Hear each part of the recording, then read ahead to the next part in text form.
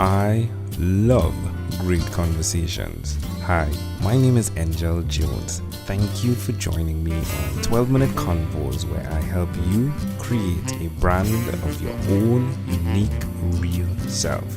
Listen in as I have conversations with amazing people from all over the world. Good morning, Elsewine Rietveld. Did I get it Good correctly? morning. Yes, perfect. Oh, how are you going on this wonderful, beautiful morning? I'm very good, thank you. Feeling energized and happy. It's a great pleasure to connect with you. Tell us, which of your talents is responsible for us connecting at this time?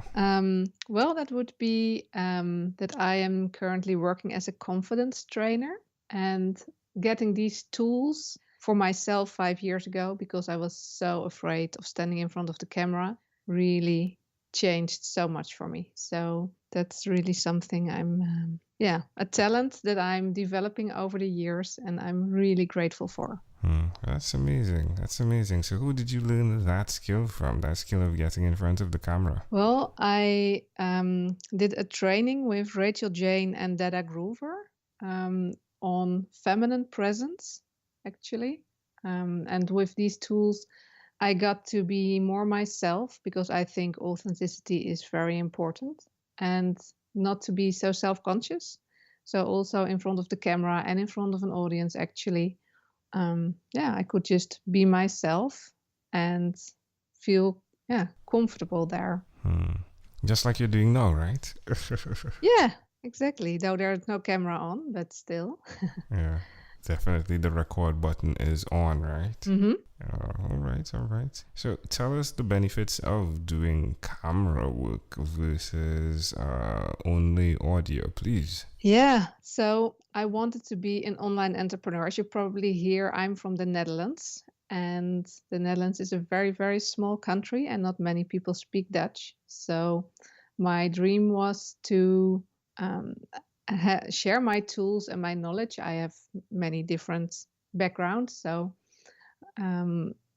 I could do video work on more or like online courses on more topics, but especially also on this how to feel confident when you are networking or speaking. And getting these tools myself opened up the online world for me because I was able to create my online courses in English and very soon in German too. So that's very exciting.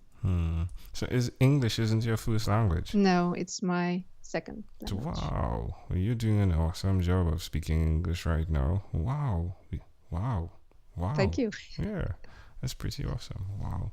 So where's the best place for people to connect with you? I'm very active on Facebook and getting more active on LinkedIn. So those would be good. And if people are just looking into reading something first, I have a website as well.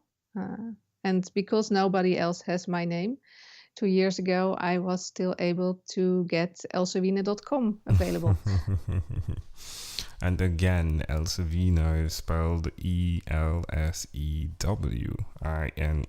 Yeah? Yes. Oh, wonderful. Well, Elsewine, please tell us one other thing that you've done consistently over the last 3 years. Well, I think it's almost 3 years ago that I started with gratitude in the morning. Before that, I was really sort of either stressed with the kids getting up, getting dressed, and the morning routine, or grabbing my phone. Maybe you're familiar with it, diving right into your emails, into the news, and all of a sudden you're like full on thinking, doing everything in the rush. And now I take a few moments in bed still. I actually have a broader morning routine, which changes a little bit, but the gratitude is always there. And it changes the start of the day. How does it make you feel? Well, grateful, of course, at first, and excited, and appreciative of everything that I have, even though sometimes, there's struggle with something, there's still this feeling of, I'm grateful for all these things that I have and the people that are in my life. So Why would you suggest to someone that's listening out there that they practice gratitude as well, or even take control of their mornings?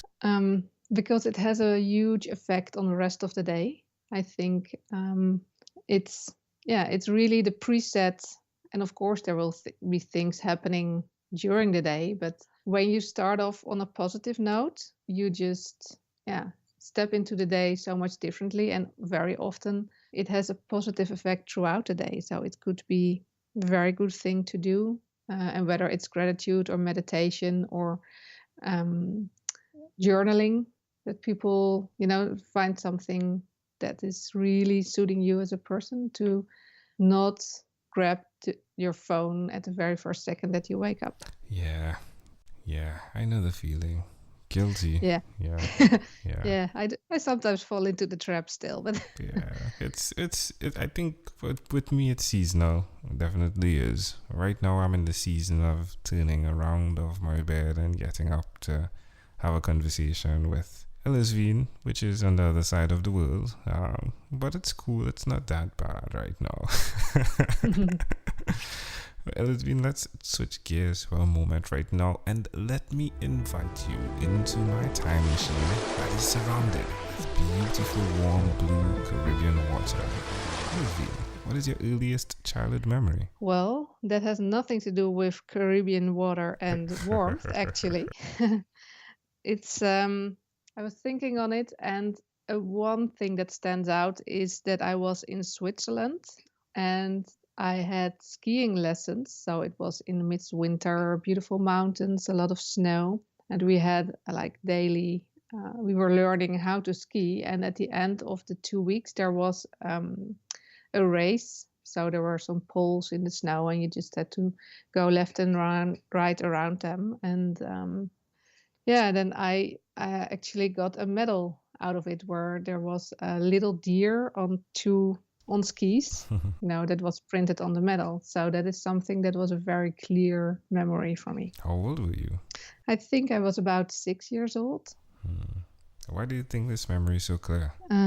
That's hard to tell. I think it's a combination of I had a really strong emotional feeling. I was really eager to win at that time, or to participate and show what I had learned. Like, oh, this is really cool. And then of course, when you move or use your body, that's also always helping, I think, in remembering something. And then being so cold outside, and I remember having my ski glasses on, and I think it's a combination of the emotional and the physical feeling, and then having this medal, which was in my room for a very long time, so I looked at it often.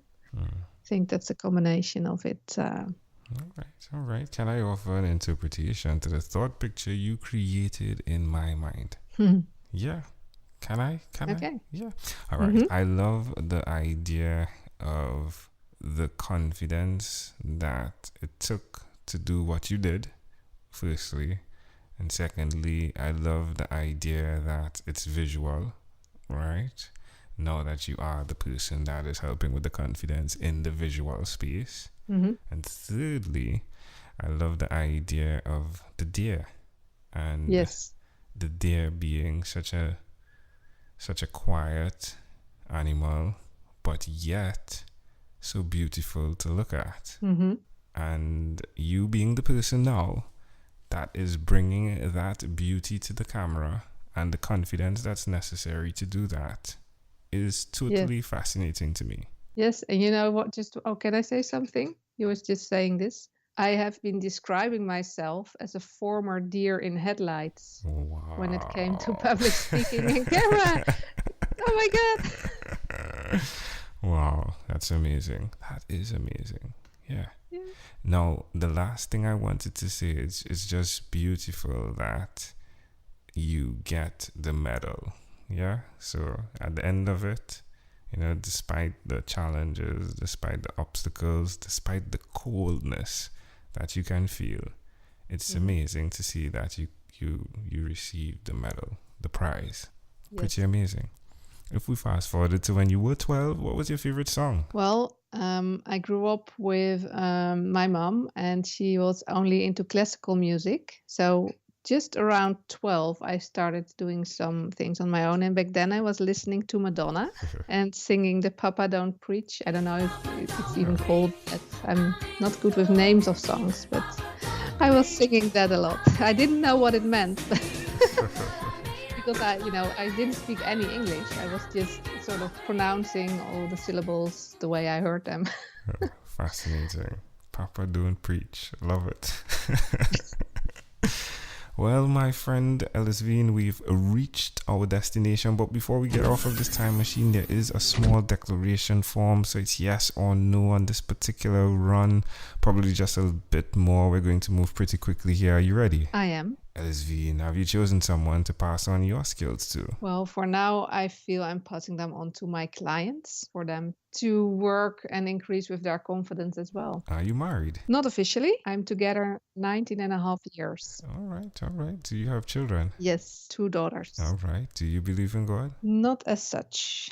Do you have an inner circle of friends? Absolutely. Do you watch TV for more than 3 hours a day? No. How about 3 hours a week? Yes. What about screen time, the phone and the computer? Is it more than 8 or less than 8 hours a day? Definitely more than 8.